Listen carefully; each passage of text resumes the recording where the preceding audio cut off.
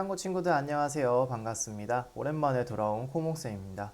2학기 화학2 수업은 카메라 없이 진행된다는 점 양해 부탁드립니다. 자, 오늘 처음 배우게 될 내용은 무엇이냐? 바로 화학 평형에 대해서 배울 겁니다. 먼저 화학 평형을 알기 위해서는 우리가 화학1에서 배웠었던 동적 평형에 대해서 간단하게 복습을 할 거고요. 그리고 마지막 부분에는 화학 평형하면 꼭 나오게 되는 평형상수의 개념에 대해서 한번 알아보도록 하겠습니다. 자, 그럼 지금부터 시작해 보도록 하겠습니다.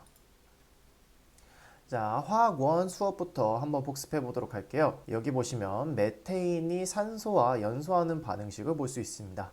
이때 메테인하고 산소는 반응물이라고 우리가 보통 얘기하고요. 그리고 나오는 수증기와 이산화탄소는 보통 우리가 생성물이라고 합니다. 그래서 반응물이 생성물로 가는 이 방향의 반응을 우리는 정반응이라고 부르고요. 지금 이 화학 반응식에는 화살표가 한 방향만 지칭을 하고 있죠. 즉 역으로는 반응이 잘 진행되지 않는다는 건데 이러한 반응을 비가역 반응이라고 얘기를 합니다. 자, 그 다음에는요. 동적 평형에서 정말 많이 나오는 반응인 이산화질소와 사산화이질소의 반응을 가져왔습니다.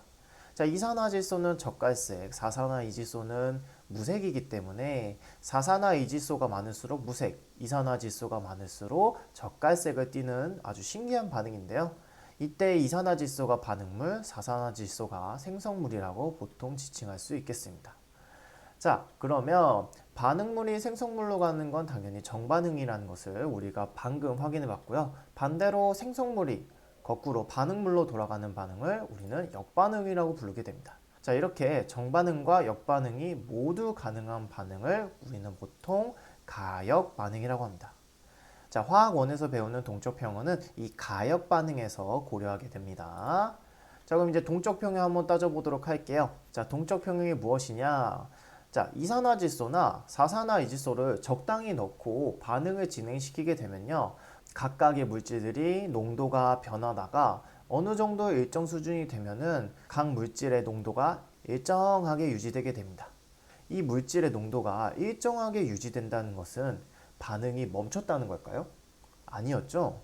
동적 평형 상태이기 때문에 농도가 일정하게 유지되는 건데 동적 평형 상태는 정반응의 속도와 그리고 역반응의 속도가 같기 때문에 겉으로 봤을 때는 농도가 변하지 않아서 아무런 반응이 일어나지 않는 것처럼 보이는 게 동적 평형 상태였어요. 자, 그런데 오늘 우리가 배우게 될 화학 평형은 무슨 상태이냐? 바로 여기 보시는 농도가 일정하게 유지되는 이 상태를 우리는 화학 평형 상태라고 합니다.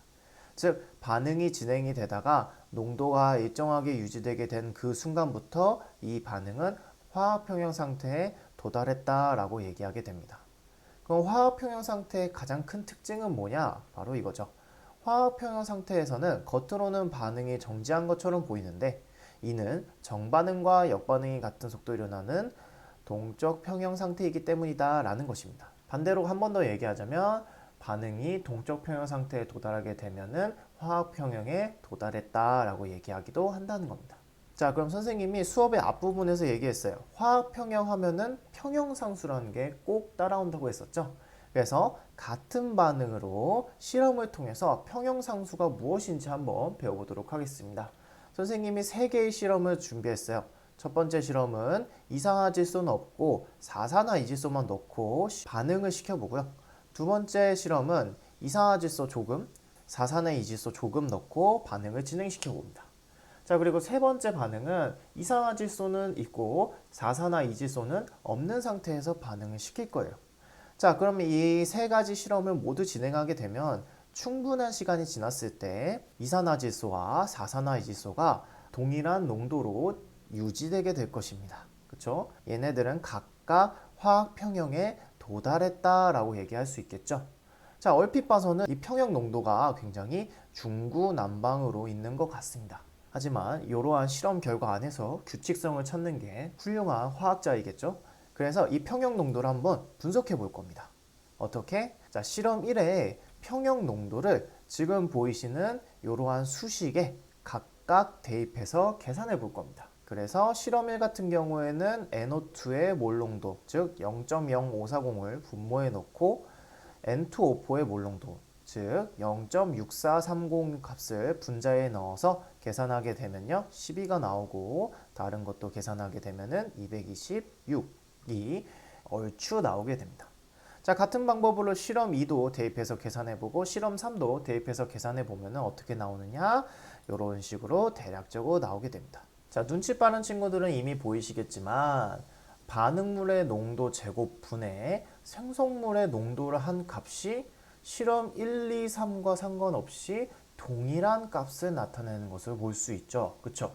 그렇습니다. 여기 보이시는 220이라는 값이 실험 온도에서 이산화질소와 사산화이질소 반응의 평형상수 값이 됩니다.